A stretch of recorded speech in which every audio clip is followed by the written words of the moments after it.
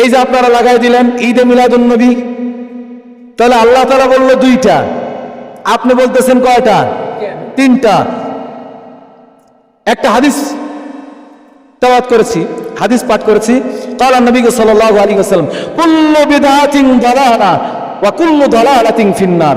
প্রত্যেক বিদআত গুমরাহি। গুমরাহি বুঝেন? পথভ্রষ্ট, লাইনচ্যুত, রাস্তা হারায় ফেলাইছে। কুল্লু বিদআতিন দালালা, প্রত্যেক বিদআত গুমরাহি, ওয়া কুল্লু দালালাতিন ফিন্নার, আর প্রত্যেক বিদআত গুমরাহি এবং প্রত্যেক বিদআতকারী ফিন্নার, জাহান্নামী। সুবহানাল্লাহ, নাউযুবিল্লাহ। তাহলে বুঝছেন হাদিসটা? কুল্লু বিদআতিন দালালা, প্রত্যেক বিদআত গুমরাহি, ওয়া কুল্লু দালালাতিন ফিন্নার, আবার যারা বিদআত করবে তারাই কি? জাহান্নামী। এবার আসেন, বিদআত দুই প্রকার। বিদআত কয় প্রকার? বিদআত দুই প্রকার। বিদআত কয় প্রকার? কথা বলেন। বিদআত দুই প্রকার। এক বিদআত হচ্ছে বিদআতিন ফিদ্দিন, বিদআতিন লিদ্দিন, বিদআতুন লিদ্দিন, আর হচ্ছে বিদআতুন ফিদ্দিন। যেটা বিদআতুন ফিদ্দিন এটা জায়েজ নাই। ফিদ্দিন মানে কি? মানে মধ্যে। আর লিদ্দিন মানে হচ্ছে জন্য। যেটা ইসলামের জন্য করা হয় এই বিদআত জায়েজ। যেটা ইসলামের জন্য করা হয়, যেমন তাবলিগ জামাত। তাবলিগ জামাত ইসলামকে আগায় নেওয়ার জন্য, মানুষের মধ্যে দ্বীন প্রচার করার জন্য যে কাজটা করা হয়েছে তাবলিগ জামাত, এটা কি? জায়েজ। যেমন ওয়াজ মাহফিলে এই যে বক্স লাগায় আমি বয়ান করতেছি, এটা ইসলামের জন্য, এটা ইসলামের মধ্যে না, কিন্তু ইসলামের জন্য। আর যেটা ইসলামের জন্য বিদআত ওটা জায়েজ, আর ইসলামের মধ্যে যেটা এটা বিদআত। যেমন ইসলামের মধ্যে কেমন?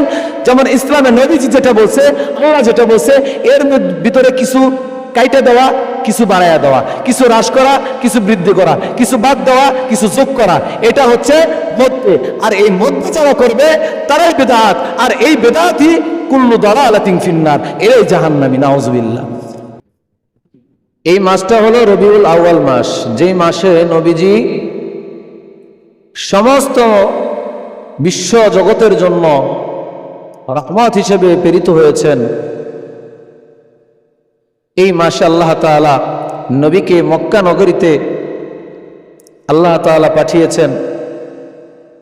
তো এমন একটা মাস, এই মাসে আমরা বলেন তো নবীজির আগমন উপলক্ষে আমরা খুশি না বেজার? খুশি তো নাকি? তো বেশি খুশি আবার সমস্যা। এটা একটু বন্ধ করে দেন, এটা একটু বন্ধ করে দেন। বেশি খুশি সমস্যা। মোহতারাম হাজিরিন, এদিকে এদিকে কথা বলেন না, এদিকে এদিকে কথা বলেন না। মোহতারাম হাজিরিন, আল্লাহ তাআলা আমাদেরকে দুনিয়ায় পাঠাইছেন।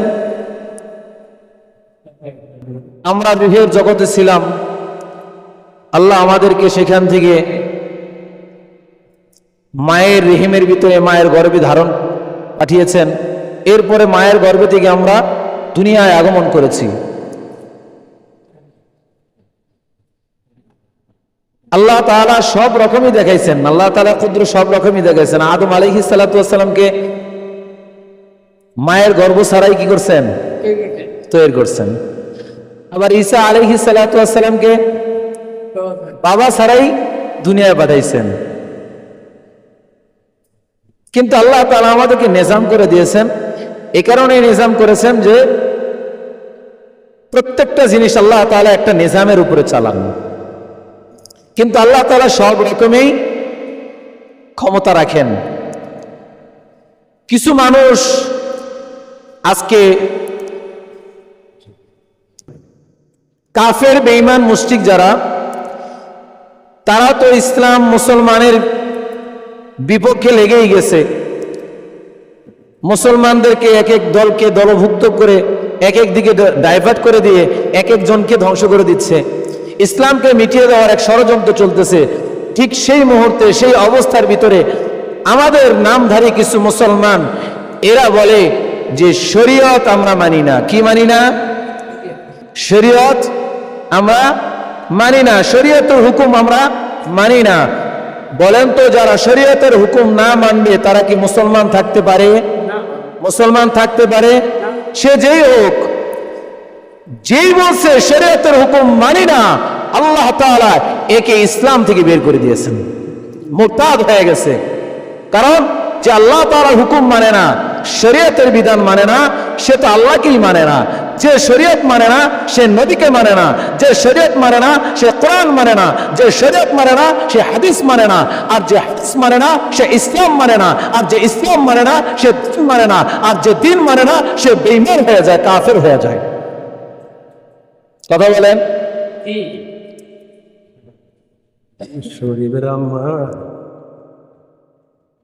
আল্লাহ তাআলা আমাদের সবাইকে হেফাজত করুন। বলেন তো মূর্তি বানানো এটা হারাম না হালাল? হারাম না হালাল? হারাম। সত্যি তো? বলেন তো যদি হযরত আদম আলাইহিস সালাতু ওয়াস সালামের মূর্তি বানানো হয় এটা জায়েজ আছে ঠিক না? জায়েজ আছে তো? ইব্রাহিম আলাইহিস সালাতু ওয়াস সালামের, অন্যান্য নবীদের, সাহাবা আজমাইনদের, বড় কোন মুফতি সাহেবের, প্রধানমন্ত্রী, রাষ্ট্রপতি, এমপি,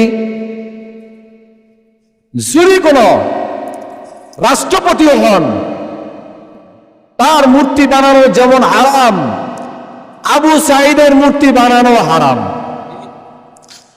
নবীদের মূর্তি বানানো যেমন হারাম, সাহাবা আজমানের মূর্তি বানানো তেমনই হারাম। একজন মুফতি সাহেবের মূর্তি বানানো যেমন হারাম, একজন রাষ্ট্রনায়কের মূর্তি বানানো তেমনই হারাম, একজন আবু সাঈদের মূর্তি বানানো তেমন হারাম। শুধু কি বঙ্গবন্ধুর মূর্তি বানানো হারাম আর বাকিগুলো জায়েজ? কথা বলেন, রাগ করতেছেন? শেখ মুজিবের মূর্তি বানানোর সময় ওলামায়ে কেরাম যেমন বাখের ময়দানে তারা বলেছিল, শেখ মুজিবের মূর্তি না বানানোর জন্য বলেছিল, তারা যেমন বানিয়েছিল তখন ওলামায়ে কেরাম বলেছিল এটা হারাম, এটা হারাম। ঠিক এখনো এই অবস্থার ভিতরে আবু সাঈদ কেন, আমার যদি কারো মূর্তি বানানো হয় এখনো হারাম। কথা বলেন, জায়েজ করার কোনো অবস্থা আছে? নাই। আল্লাহ তাআলা আমাদের সবাইকে বুঝদান করুন। রবিউল আউয়াল মাস, আল্লাহ তাআলা এই মাসটা যখন আসে, এই মাসের ভিতরে আমাদের দেশে বিভিন্ন জায়গায় বিভিন্ন স্থানে নবীজির জন্মদিন উপলক্ষে এই মাসে বিভিন্ন মাহফিলের ইন্তজাম করে, আয়োজন করে। কারণ এই মাসটাতে নবীজি সাল্লাল্লাহু আলাইহি ওয়াসাল্লাম রবিউল আউয়াল মাসে মক্কা নগরীতে নবীজির জন্মগ্রহণ করেন। কি করেন? মক্কা নগরীতে এই মাসে রবিউল আউয়াল মাসে নবীজি মক্কা নগরীতে জন্মগ্রহণ করেন। তবে নবীজির জন্ম তারিখটা নিয়ে একটু মতভেদ আছে। নবীজির জন্ম তারিখ নিয়ে কি আছে? মতভেদ আছে। আস্তে আস্তে বলবো কেন মতভেদ আছে। কেউ বলেন রবিউল আউয়াল মাসের 2 তারিখ, কেউ বলেন 8 তারিখ, কেউ বলেন 9 তারিখ, কেউ বলেন 10 তারিখ, কেউ 12 তারিখ, কেউ 17 তারিখ। অনেকেই অনেক মত দিয়েছেন। এর ভিতরে সবচেয়ে প্রসিদ্ধ মত, প্রসিদ্ধ বুঝেন মানে পরিচিত, প্রসিদ্ধ মানে কি? পরিচিত। টাঙ্গাইলের সমসম কি প্রসিদ্ধ না? পরিচিত। এই রবিউল আউয়াল মাসের 12 তারিখে যে নবীজির জন্ম হয়েছে এটা হলো প্রসিদ্ধ।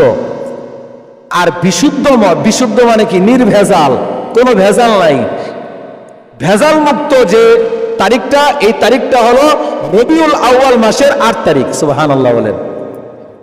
মতভেদ আছে, বিভিন্ন মতভেদ আছে, আমি ওদিকে যাব না, শুধু সংক্ষেপে বলবো। রবিউল আউয়াল মাসের যে 8 তারিখ এটা বিশুদ্ধ কিভাবে? রবিউল আউয়াল মাসের 8 তারিখ এ কারণেই বিশুদ্ধ হওয়ার দ্বারপ্রান্তে একেবারে বিশুদ্ধ হয়, এই কারণেই ওলামায়ে কেরাম মুহাদ্দিসগণ বিশুদ্ধ বলেছেন। এই কারণে যে নবীজির যে জন্ম হয়েছে, নবীজির জন্ম যখন হয়েছে তার 50 দিন আগে হস্তি বাহিনী, আব্রাহাম বাদশার এক বাহিনী ছিল, যেই বাহিনী কাবাঘর ধ্বংস করার জন্য রওনা হয়েছিল। এই কাবাঘর ধ্বংস করার জন্য যে বাহিনীটা রওনা হয়েছিল তাকে বলা হয় কি বাহিনী? হস্তি বাহিনী। এই হস্তি বাহিনী যে কাবাঘর ধ্বংস করার জন্য বের হয়েছিল, আল্লাহ তাআলা যেই তারিখটাতে এই হস্তি বাহিনীকে ধ্বংস করে, ওই তারিখটা 17 তারিখ, মুহররম মাসের 17 তারিখ। এখন হিসাব করেন, মুহররম মাসের 17 তারিখ আর হস্তি বাহিনী যে ধ্বংস করেছেন আল্লাহ তাআলা, এর থেকে নিয়ে 50 দিন পরে নবীজির জন্ম হয়েছে। সুবহানাল্লাহ। হস্তি বাহিনীর ধ্বংসের 50 দিন পরে নবীজির জন্ম হয়েছে। তাহলে এখন হিসাব করেন, যদি মুহররমের 17 তারিখ হয় তাহলে বাকি থাকে কয়দিন? 13 দিন। তারপরে মাসে থাকে কয়দিন? 30 দিন। তাহলে কত দিন হইল? 43 দিন। আর রবিউল আউয়াল মাসের 50 দিন হইতে রবিউল আউয়াল মাসে লাগে কয়দিন? 7 দিন। তাহলে যদি 7 দিন লাগে তাহলে 43 আর সাথে কত হইল? 50। তাহলে 7 তারিখ, যদি 7 তারিখ মানে কি 50 দিন পরে যদি হয়, তাহলে রবিউল আউয়াল মাসের 7 তারিখ হচ্ছে 50 দিন। তাহলে নবীজির জন্ম আসে কয় তারিখ? 8 তারিখ। কয় তারিখ? 8 তারিখ। তাহলে বোঝা গেল বিশুদ্ধ মত হলো নবীজির জন্ম 8 তারিখ। কেউ কেউ একটু জোর দিয়ে বলেছেন, এটা জোর দিয়ে বলেছেন, তার একটু করে বলেছেন 9 তারিখের কথা। 8 তারিখ আর 9 তারিখ এটার ভিতরেই সবচেয়ে বেশি বিশুদ্ধ। কিন্তু রবিউল আউয়াল মাসের 12 তারিখ এটা বিশুদ্ধ নয়, প্রসিদ্ধ। মানে সবাই, অধিকাংশ মানুষ বলে 12ই রবিউল আউয়াল। এখন আমার কথাটা বুঝছেন? এখন মতভেদ কেন? নবীজির জন্ম নিয়ে মতভেদ কেন? আমাদের তো কারো জন্ম নিয়ে মতভেদ নেই, আমার জন্ম নিয়ে মতভেদ আছে। আমি 93 সালে জন্ম নিয়েছি, কিন্তু কয় তারিখে আমার এক দাদা ছিল, লেখা রেখে গেছিল, পরে ওইটা হারাই গেছে। এই জন্য কয় তারিখ এটা জানা নাই, তবে 93 সালে আমার জন্ম। তো এর মতভেদ হওয়ার কারণ হলো সাহাবা আজমাইনদের কাছে এই জন্ম তারিখের কোনো গুরুত্ব ছিল না। সাহাবা আজমাইনদের কাছে কি ছিল না? এই জন্ম তারিখটার কোনো গুরুত্ব সাহাবীদের কাছে নাই। কেন নাই? যে এটা যদি গুরুত্ব থাকতো, নবীজির জন্ম তারিখটা যদি গুরুত্ব থাকতো, তাহলে সাহাবা আজমাইন এটা ভালোভাবে মনে করে রাখতেন এবং জিজ্ঞাসা করে সঠিক তারিখটা জেনে সংরক্ষিত করে রাখতেন। কিন্তু সাহাবীদের কাছে এটা কোনো গুরুত্ব ছিল না। কেন গুরুত্ব ছিল না? কারণ নবীজি সাল্লাল্লাহু আলাইহি ওয়াসাল্লামের পক্ষ থেকে এই জন্ম তারিখ, জন্ম পালন করার জন্য কোনো নির্দেশ ছিল না। নবীজির পক্ষ থেকে কোনো নির্দেশ ছিল না এই জন্ম তারিখ পালন করার জন্য। এজন্য সাহাবীরাও এটা গুরুত্ব দেন নাই। যদি নবীজি সাল্লাল্লাহু আলাইহি ওয়াসাল্লাম তার জন্মদিন পালন করার জন্য নির্দেশ দিতেন, তবে সাহাবা আজমাইনও এটার গুরুত্ব দিতেন। যেহেতু নবীজি বলেন নাই, সেহেতু তাহারা এটা গুরুত্ব দেন নাই। এখন বুঝে আসছে? এজন্যই এই জন্ম তারিখ না মতভেদ আছে। আর যদি জন্ম তারিখটা সংরক্ষিত হতো তাহলে মতভেদ থাকতো না। বোঝা গেল যে এই জন্ম তারিখের গুরুত্বটা কম। কেন কম? কারণ জন্মদিন, আমি পরে আসতেছি এই বিষয়টা, আল্লাহ তাআলা যে নবীকে দুনিয়ায় পাঠাইছেন, পাঠানোর পর আল্লাহ তাআলা কালাম হাকিমের ভিতরে বলেন, ওয়ামা আরসালনাকা ইল্লা রাহমাতাল লিল আলামিন।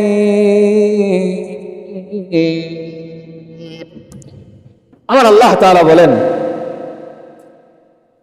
নবীকে বলতেছেন, ওয়ামা আরসালনাকা ইল্লা রাহমাতাল লিল আলামিন, আমি আপনাকে সমগ্র জাতির জন্য, সমগ্র বিশ্ব জগতের জন্য কেবল রহমত হিসেবেই আপনাকে প্রেরিত করেছি। সুবহানাল্লাহ। এখন বোঝার বিষয়, আমার কথাগুলো কি বুঝতেছেন আপনারা? যেহেতু নবীজির জীবনী, রবিউল আউয়াল মাস, তো এটা বিষয়ে আলোচনা হবে। তো রহমত স্বরূপ যে নবীজিকে পাঠাইছেন, এটা একটু বোঝার দরকার আছে না? কিভাবে নবীজিকে আমাদের জন্য রহমত স্বরূপ পাঠাইলেন? আল্লাহ তাআলা বললেন সমগ্র বিশ্ব জগতের জন্য, ওগো নবী আপনাকে আমি রহমত হিসেবে প্রেরিত করেছি। কিভাবে? আল্লাহর নবী সাল্লাল্লাহু আলাইহি ওয়াসাল্লাম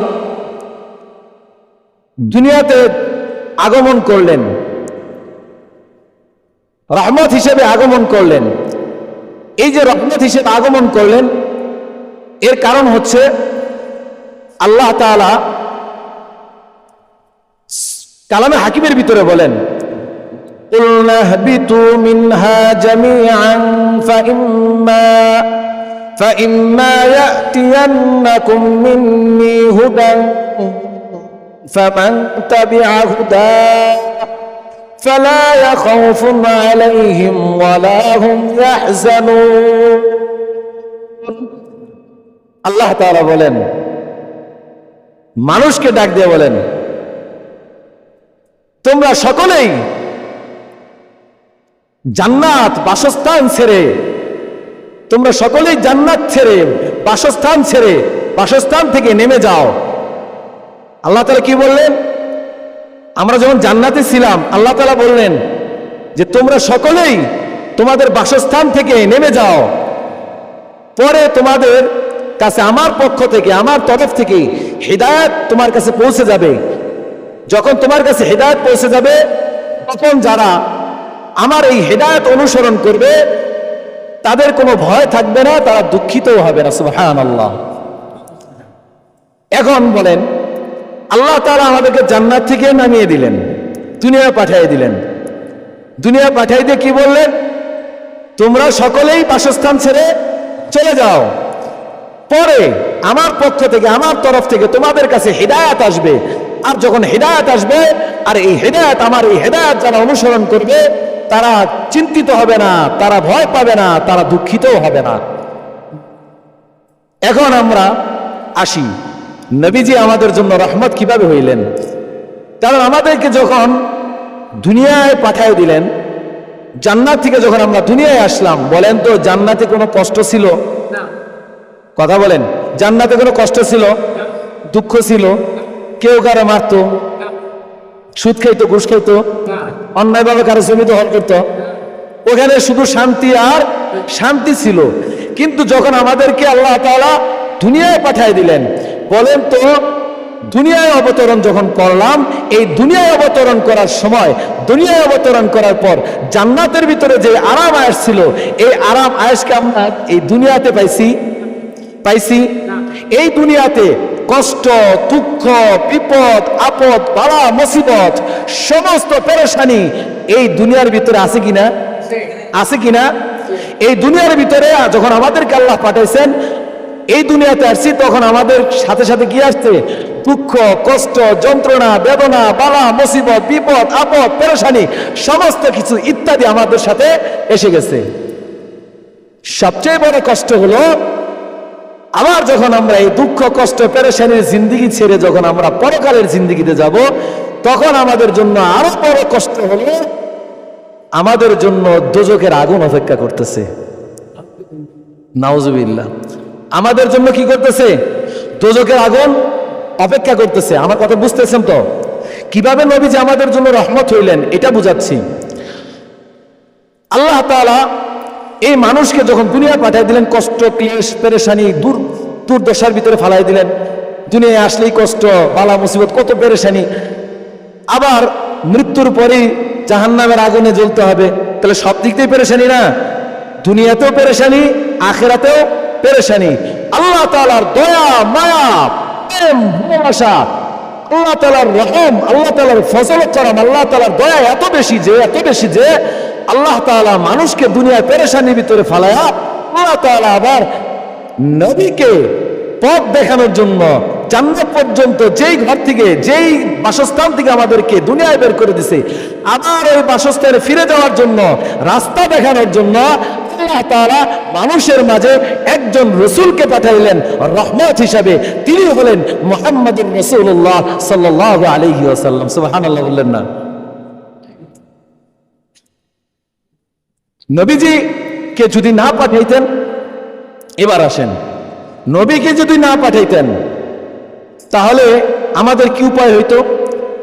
আমাদের বিবেক আছে, আকল আছে, বুদ্ধি আছে, সবই আছে, এটাই আমাদের জন্য জাহান্নামের আগুন থেকে বাঁচা যথেষ্ট ছিল। এটাই আমাদের জন্য কি জাহান্নামের আগুন থেকে বাঁচা যথেষ্ট ছিল। কিন্তু আপনার আর আমার এই যে বিবেক বুদ্ধি থাকার পরেও এই বিবেক বুদ্ধিটাকে আমি কাজে লাগাই না, এটাকে কি করি না, আমি কাজে লাগাইতেছি না, যার কারণে আমার এই বিবেক বুদ্ধি আমাকে জান্নাত পর্যন্ত নিয়ে যাবে না। এজন্য আল্লাহ তাআলা নবীকে, রসুলকে রহমত স্বরূপ মানুষের জন্য, পুরো বিশ্ববাসীর জন্য, পুরো বিশ্ব জগতের জন্য রহমত স্বরূপ পাঠাইলেন। নবী এসে এমন এক পথ বাতলে দিলেন, এমন এক পথ দেখিয়ে দিলেন, যেই পথে চলতে চলতে মানুষগুলো আখিরাতে আল্লাহ তাআলার সামনে দাঁড়া আল্লাহ তাআলার জান্নাতে চলে যাবে। সুবহানাল্লাহ। বলেন তো তাহলে নবীজি আমাদের জন্য রহমত নাকি রহমত না? এবার বুঝে আসছে তো আল্লাহ তাআলা যে বললেন ওয়ামা আরসালনাকা ইল্লা রাহমাতাল লিল আলামিন। আল্লাহ তাআলা বললেন রহমত, তোমাদের জন্য নবীকে কি বানাইছি? রহমত হিসেবে পাঠাইছি। বুঝে আসছে তো রহমত কেন? কারণ আমাদের এই বিবেক বুদ্ধি আমাদের কি না কাজে লাগায় না, কাজে লাগাই না। এজন্য আল্লাহ তাআলা নবীকে, রসুলকে রহমত হিসেবে পাঠাইছেন, আমাদেরকে এমন এক পথ দেখাই দিয়েছেন, সিরাতুল মুস্তাকিমের রাস্তা দেখাই দিয়েছেন, যে এই পথে যদি চলতে পারো, এই পথে চলতে চলতে আল্লাহ তাআলার হুকুম মেনে আমি নবীর তরিকা চলে চলে, ও বান্দা, ও আমার উম্মত, শোনো, তোমরা আল্লাহ তাআলার জান্নাতে পৌঁছে যাবে। সুবহানাল্লাহ। এবার এই জন্য আল্লাহ তাআলা যে আমাদেরকে নবীজিকে রহমত হিসেবে পাঠাইছেন, এই জন্য খুশি হওয়া দরকার। কি হওয়া দরকার? খুশি হওয়া দরকার। এবার আসেন, কেন খুশি হওয়া দরকার?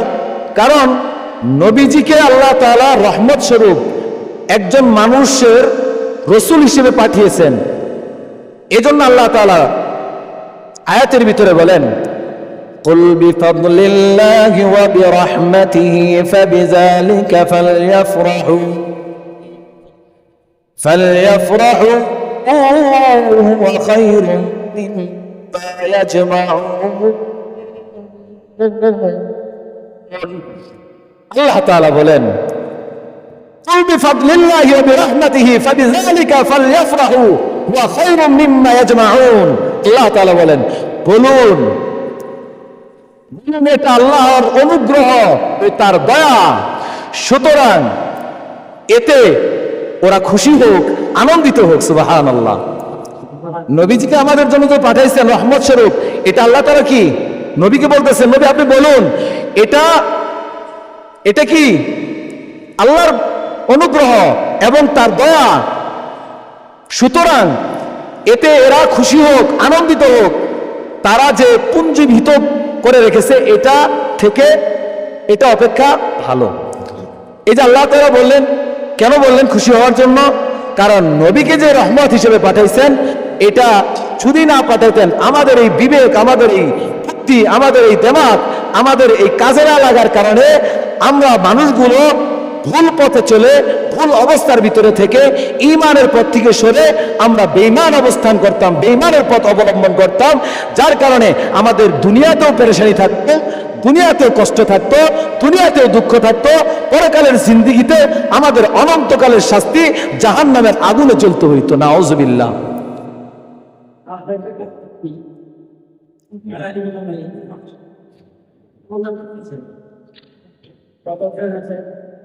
তাহলে আমার কথাটা বুঝছেন?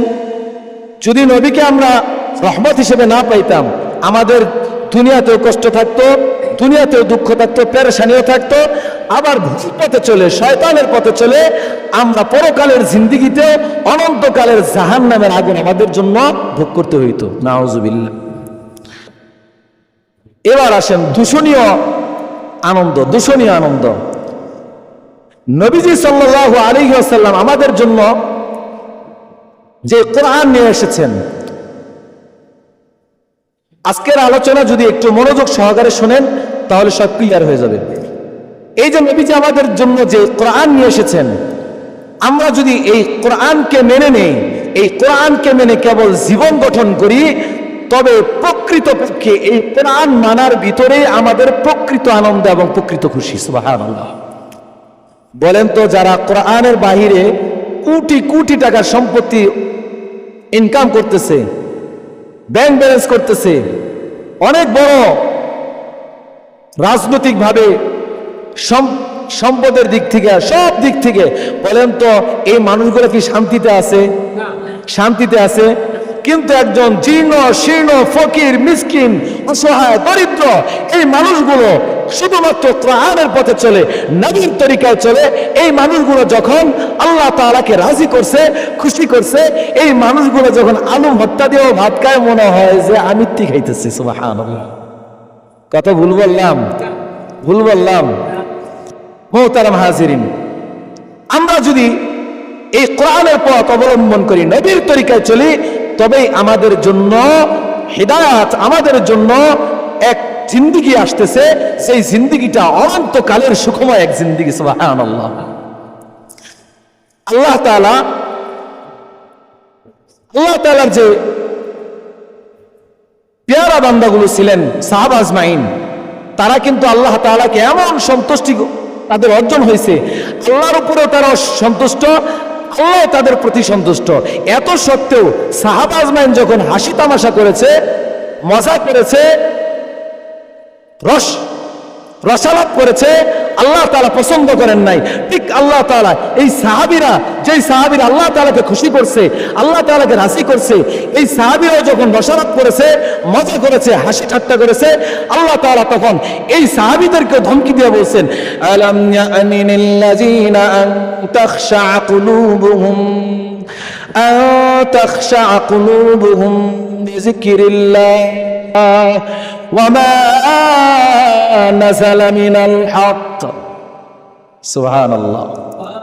যেই সাহাবী আল্লাহ তাআলাকে সন্তুষ্ট করছে, এই সাহাবীরাও যদি মজা করছে, এই সাহাবীরাও যখন হাসি তামাশা করেছে, আনন্দ ফুর্তি করেছে, তখন আল্লাহ তাআলা ধমকি স্বরূপ বলেছে, আলাম ইয়ানিল লাযিনা আন তাখশা কুলুবুহুম বিযিকরিল্লাহ ওয়ামা নাযালা মিনাল হক।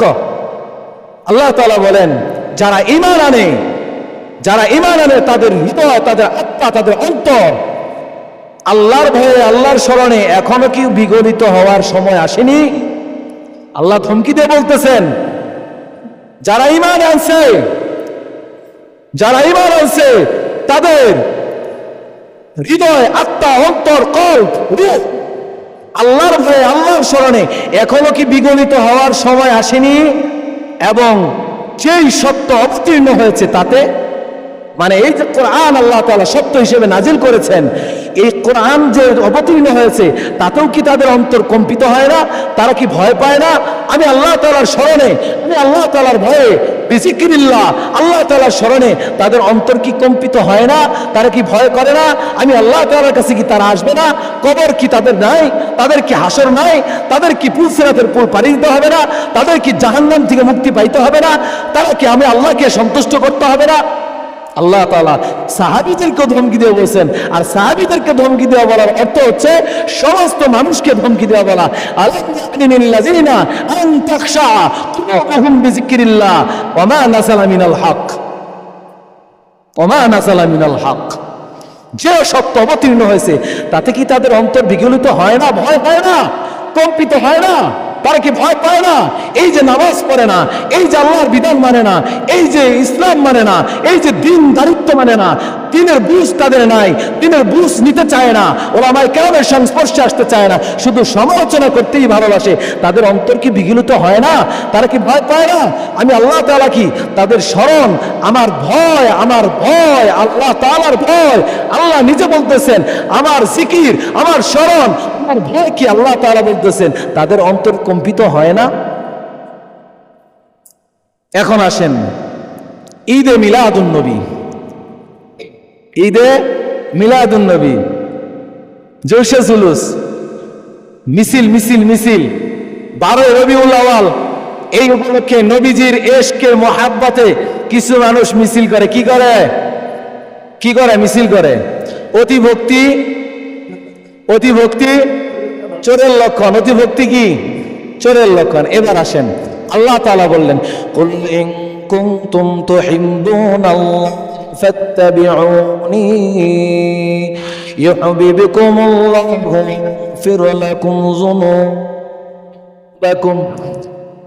আল্লাহ তাআলা বলেন, নবী আপনি তাদেরকে বলে দিন যারা আমি আল্লাহ তাআলাকে ভালোবাসে, কুল ইন কুনতুম তুহিব্বুনাল্লাহ, যারা আমি আল্লাহকে ভালোবাসে তাদেরকে বলে দিন তারা আপনি নবীকে যেন ভালোবাসে, আপনি নবীকে যেন অনুসরণ করে। আর আপনি নবীকে যারা অনুসরণ করবে, ভালোবাসবে, আপনার তরিকায় চলবে, আমি আল্লাহ তাআলা তাদেরকে মাফ করে দিব, তাদেরকে মাফ করে দিব, তাদেরকে মাফ করে দেব। সুবহানাল্লাহ। আমি আল্লাহ তাআলা তাদেরকে ভালোবাসবো, তাদেরকে কি করব? ভালোবাসবো। আল্লাহ তাআলা এখানে বলছে কি? অনুসরণ করার জন্য। ভালো তো বাসবেনই, ভালো না বাসলে তার অনুসরণ করা যায় না। ভালোবাসতে হবে, কিন্তু নবীকে অনুসরণ করতে হবে। নবী যা বলে নাই তা করা যাবে না, নবী যা বলছে ঠিক তাই করতে হবে। আজকে যে মানুষগুলা নবীজির ইশক মহব্বত দেখাইয়া, যেই মানুষগুলা এই যে মিছিল করে, নবীজিকে নিয়ে মিছিল করে, নবীজির জন্মদিন উপলক্ষে মিছিল করে, বলেন তো সাহাবা আজমাইনের চাইতে এরা কি নবীকে ভালোবাসে? সাহাবীদের চাইতে ভালোবাসে এদের বেশি, ওমরের চাইতে বেশি।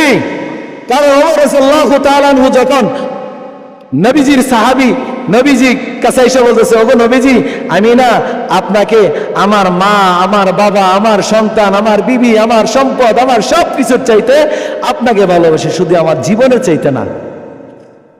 নবীজি বললেন, ও ওমর শোনো, ওমর শোনো, তুমি ততক্ষণ পর্যন্ত কামেল মুমিন হইতে পারবে না, ততক্ষণ পর্যন্ত প্রকৃত মুমিন হইতে পারবে না, খাঁটি ইমানদার হইতে পারবে না, যতক্ষণ পর্যন্ত আমি রাসূলকে, আমি নবীকে তুমি ওমরের জীবনের চাইতে বেশি না ভালোবাসবা।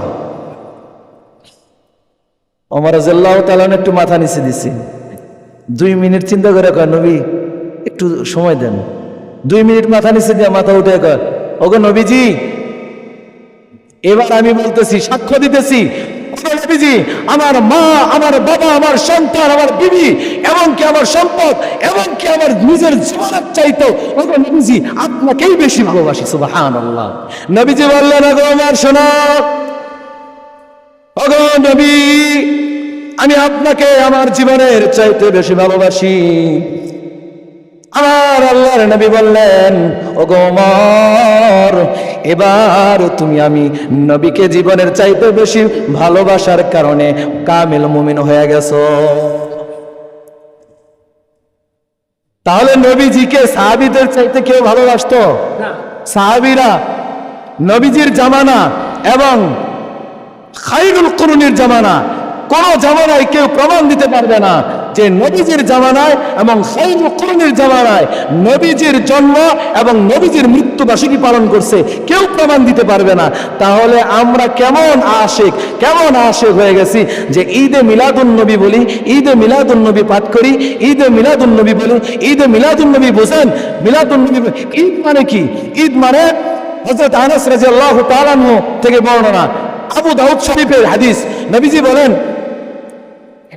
আল্লাহ তাআলা তোমাদের জন্য 2টা ঈদ রাখছে। কয়টা ঈদ? 2টা। ঈদ মানে কি? আনন্দ। ঈদ মানে কি? খুশি।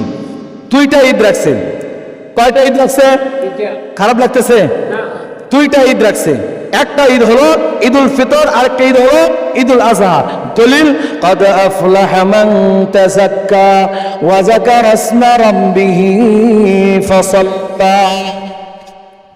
আল্লাহ তাআলা বলেন, قد أفلح من تزكى, নিশ্চয় তারা সফল হবে। নিশ্চয় তারা কি? সফল হবে। যারা পবিত্রতা অর্জন করে, যারা পবিত্রতা কি করে? অর্জন করে।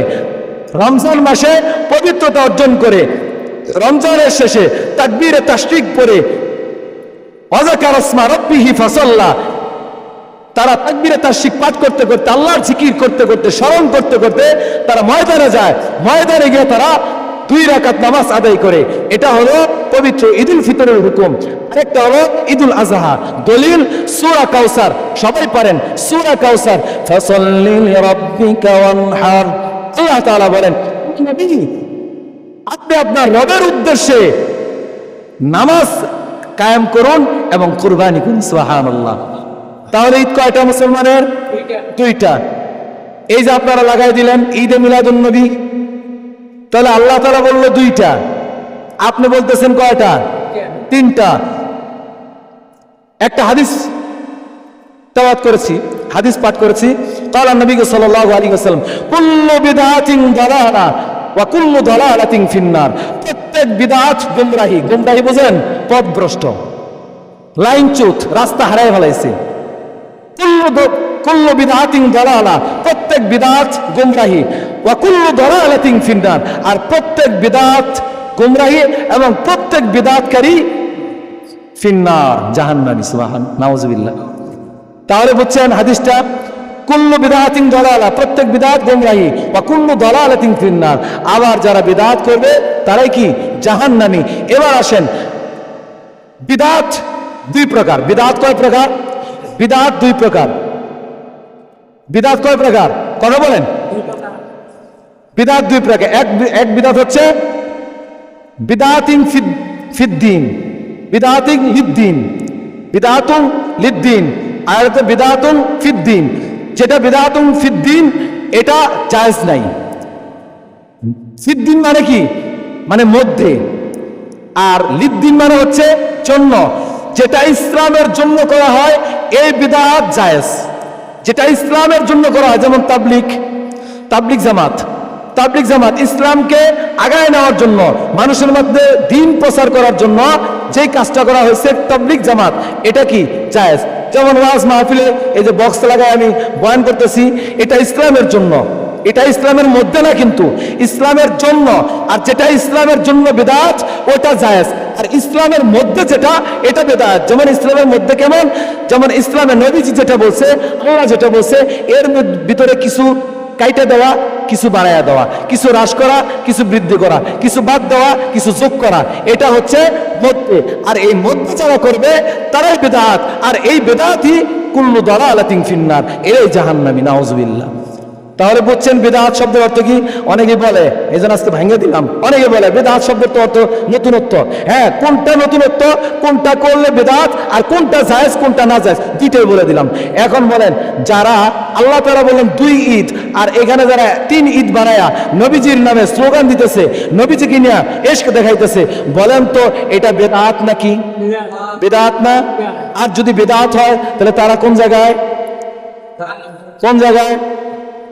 ছোট্ট ঘটনা বলে শেষ দিব। অতি ভক্তি যে চোরের লক্ষণ বলছিলাম, আজকে একটু সময় নিব। নবীজির আলোচনা, মন যদি খারাপ করেন তাহলে বোঝা যাবে যে ইমানের সমস্যা আছে। বাস্তবিক কথা বললাম, এটা আপনাকে অ্যাটাক করার জন্য বললাম না।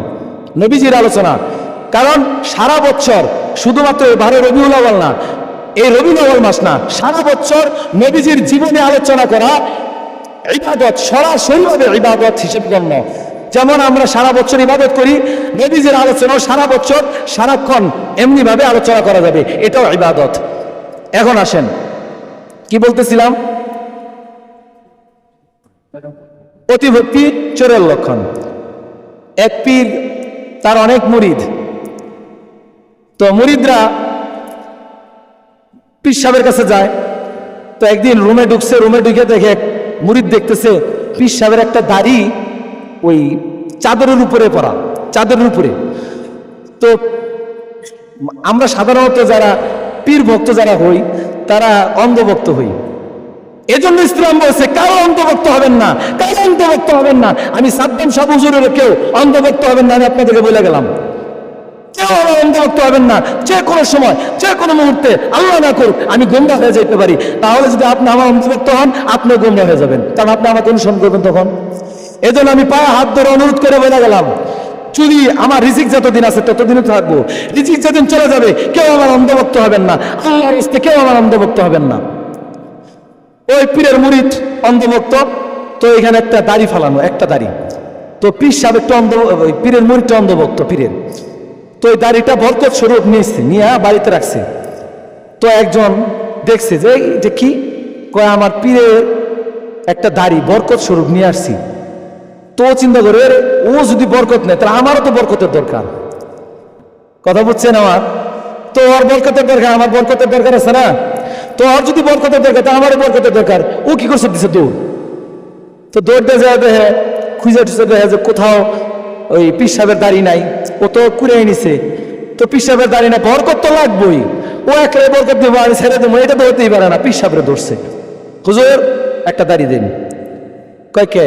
ওই যে আপনার এক মুরিদ বরকত শরীফ নিছে, তাহলে আমি বাদ যাম গিয়ে রে, আমার একটা দাড়ি দিন। তো না, পীর সাহেব তো দিব না। তো পীর সাহেবের কাছ থেকে জোরাজোরি করে একটা দাড়ি উঠাই নিছে। তো ওই দাড়ি দেখে আবার আরেকজন দেখছে, কিরে তুই কি নিয়ে যাস? কয় বরকত স্বরূপ হুজুরের পীর সাহেবের একটা দাড়ি নিয়ে আসলাম। ও কথা তা আমারও বরকতের দরকার, আমারও কি দরকার, আমারও বরকতের দরকার। তো একজন দুইজন করে করে আসতে আসতে ভালোই করে নিছে। আমার তো পীর সাহেবের কুলায় না।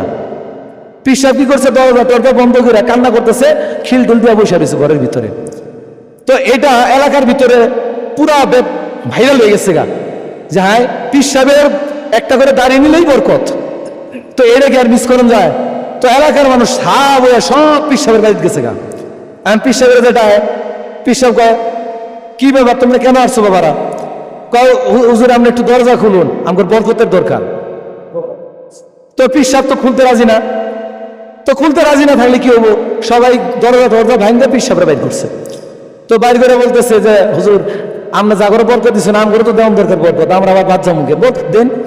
তো পীর সাহেব করতেছে অনুনয় বিনয় করে বলতেছে, শোনো বরকত আমাদের কাছেই আছে, তোমরা আমার আর ডিস্টার্ব করো না, আমার আর জ্বালাও না, আমার আর কষ্ট দিও না।